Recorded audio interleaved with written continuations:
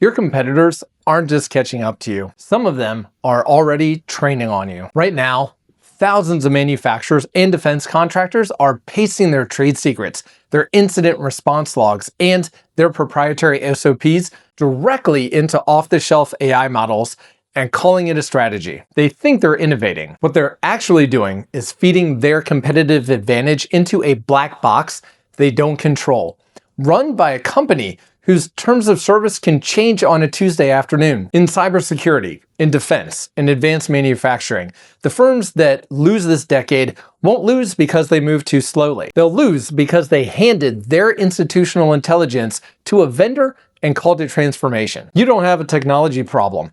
You have a sovereignty problem. And today, we are going to draw a hard line between renting intelligence and owning it. I'm Robert Dempsey, AI knowledge architect and author of the AI Decision Advantage. I've spent years at the intersection of federal cybersecurity and advanced manufacturing operations. And here's what I've learned. The leaders making the most dangerous AI decisions aren't the ones who don't care. They're the ones who care deeply, who are trying to do the right thing for their organization, but who've been handed a completely distorted picture of what AI adoption actually means. They've been sold speed when they should be building security. They've been sold subscriptions when they should be building assets. This video is a corrective. By the end of it, you'll understand exactly why the default path most vendors are selling you is a sovereignty risk, and what a genuinely defensible architecture looks like instead. Let's get into it. Let's define the default path. This is what 90% of the SaaS market is pitching you. You sign up for a generic enterprise license. You point a massive, generalized large language model at your documentation. You expect it to suddenly understand the nuance of your specific production line or security protocols. Here's the reality. You are renting a black box. And in the context of cybersecurity and intellectual property, that black box is a sieve. When you utilize a closed source public model, even the enterprise versions, you are often submitting your data to an infrastructure you cannot audit. In cybersecurity, we are very careful about what information goes into any AI system. And here's the risk that most vendors won't put in the brochure. When you feed your proprietary SOPs, your incident response logs, or your chemical formulas into a model you don't control, you aren't just processing data. You may be teaching that system, and everything you teach it could end up informing the infrastructure that your competitors rent tomorrow. Recent reports from the Linux Foundation show that nearly 70% of organizations cite data leakage as a primary concern. This isn't paranoia, it's fiduciary responsibility. If your strategy involves sending your most sensitive business data to a third-party server in a different jurisdiction, you have violated the first rule of digital sovereignty. If a vendor changes their terms of service, their privacy policy, or the fundamental way their model behaves, your operation is compromised. If you cannot guarantee that your data is not being used to improve a foundational model sold to the wider market, you do not have a secure application. You have a leak. Now, let's look at the alternative: strategic sovereignty. Sovereign AI isn't about building your own data center from scratch. It's about using open source AI models like Llama or Mistral and running them entirely within your own secure environment. I don't build chatbots, I architect institutional brains.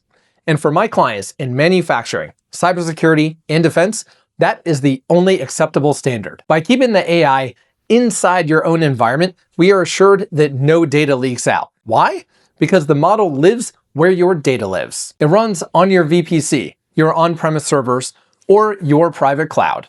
There is no API call to the outside world. This allows your applications to adhere to the most stringent security standards: HIPAA, ITAR, GDPR. You aren't asking a vendor for a compliance certificate. You are enforcing the compliance yourself at the architectural level. Furthermore, sovereign AI solves the context problem. Off-the-shelf tools are generalists, trained on the entire internet.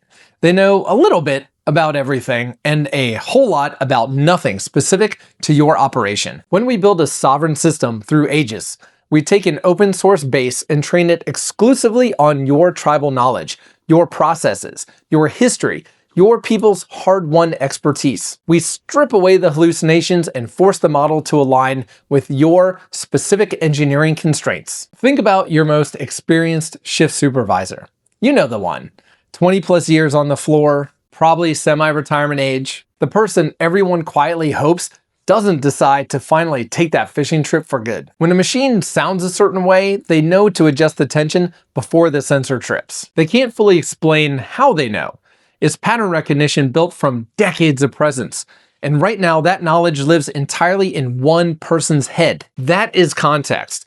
Off-the-shelf tools lack this context. Aegis is built to capture exactly this context before it walks out the door. This eliminates the black box problem. If the system makes a recommendation, you need to be able to trace exactly why. In a sovereign system, that audit trail is yours. Now, you might be thinking, Robert, hosting your own model sounds like a heavy lift. Let's look at the cost of not doing it. Let's take a look at the balance sheet. When you rent AI, it is an operating expense. It's a utility bill that will only go up as your usage scales. But worse, you are building no equity. You are effectively digital sharecropping, farming land that someone else owns. When you deploy sovereign AI through a system like Aegis, you are building a capital asset. You are capturing the intellectual property of your workforce and encoding it into a system that increases your company's valuation. Consider the manufacturing sector. Companies like Bosch didn't achieve a 30% point increase in overall equipment effectiveness by asking a generic chatbot how to run a factory. They built custom anomaly detection systems grounded in their specific operational reality. Google Cloud's manufacturing study reports that early adopters of autonomous process-specific AI are seeing 88% ROI. But here's the nuance. That ROI is concentrated in firms that fix their processes and data governance first. Firms that buy tools without fixing the process report ROI failure. They are just adding digital debt. When you own the brain, you own the leverage. If you rent the tool, you are paying a tax on your own productivity. We are moving from an era of experimentation to an era of consolidation. The leaders who win this decade will be the ones who treat AI as a sovereign asset, not a utility bill. Your intellectual property, the institutional knowledge your engineers have spent careers building, is the only thing keeping your margins intact when the next wave of retirements hits. Don't rent it out. Don't expose it to a vendor's infrastructure. If you're ready to stop leaking institutional intelligence and start building something you actually own, apply now for the Aegis pilot. We'll map exactly where your knowledge is at risk and show you what a sovereign architecture looks like inside your specific environment. The link is in the description. If you're not quite ready for that conversation yet, take just 2 minutes and score yourself on the AI Strategic Orientation Scorecard. It's also linked below. You'll benchmark exactly where your organization stands on sovereignty, data readiness, and institutional knowledge capture. Either way though, stop renting, start owning.